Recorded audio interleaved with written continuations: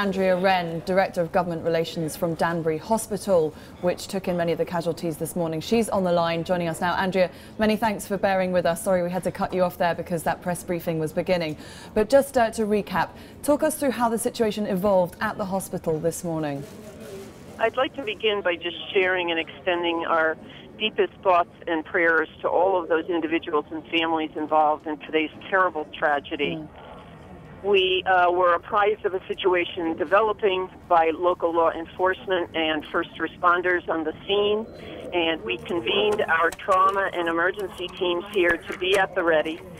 3 patients were transported from the scene, and I am unable, out of respect for them and their families, to share any information on identification or patient condition. Of course. I can share that we are not expecting any further patients to come our way at this time. Does that mean that everyone who was affected by the shooting is either sadly deceased or managed to get to safety? I would defer you to the state police on the scene to answer that question. So, Anne, this is Simon here at WSJ Live. Does this put a strain on your on your hospital services? I mean, you know, a lot of people coming in with gunshot wounds is not something that a lot of hospitals can deal with. Well, actually, our hospital is a level 2 trauma center, and we have a great deal of experience in treating traumas of many, many kinds, unfortunately.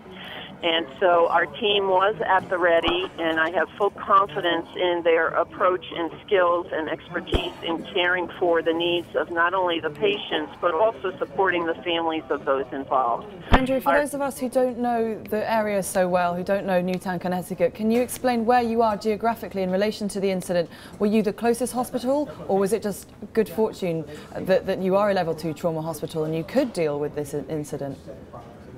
We are close by to Newtown, probably less than 10 miles apart from the town line, and Danbury Hospital is located just a little over an hour outside of Manhattan. So Anne, obviously, sorry, Andrea, on this, obviously there's the trauma you're dealing with, and then there's the psychological fallout. Will you be talking with, providing sort of therapeutic services to the families and relations of anyone killed or injured during this process? Is that part of what your hospital does? Absolutely. Our mobile crisis team was dispatched to the scene, as well as to assist any families or individuals with any needs that they might have. That is our primary concern today, to be here for our patients and our community to address any needs that they may have. Andrea, this is the worst school shooting in modern American history.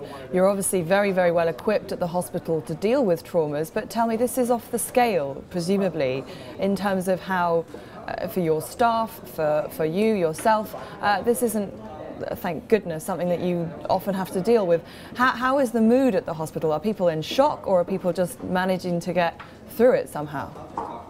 Well, the hospital is fully staffed and operational. We are under lockdown today, but that is really just out of an abundance of caution. And can you talk us through what that actually means, that you're under lockdown now? We are controlling to the hospital. So really what that allows us to do is to focus on the important work at hand under what could be a stressful situation for patients, visitors, and even sometimes staff.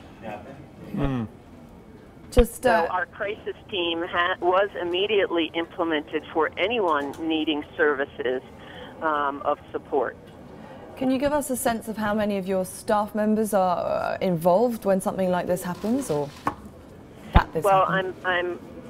I'm very proud but not surprised at the professionalism shown today, considering some of the folks here have children in that school. So we are a very caring hospital, a very caring network, and an extremely caring community, and I have no doubt that folks will rally together to support and address the needs of their neighbors. Yeah, that must put a double strain on the staff, though, because as you said, the staff of the hospital and many are part of the very same community that they're helping.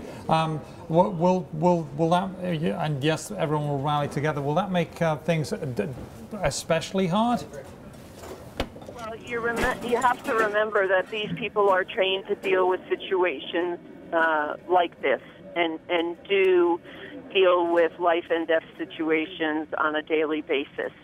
So I won't say that we're unaffected, but again, they are extremely caring individuals with great expertise and skill. And we have staff who are not scheduled to be in, who have offered to come in early to relieve anyone that might need assistance.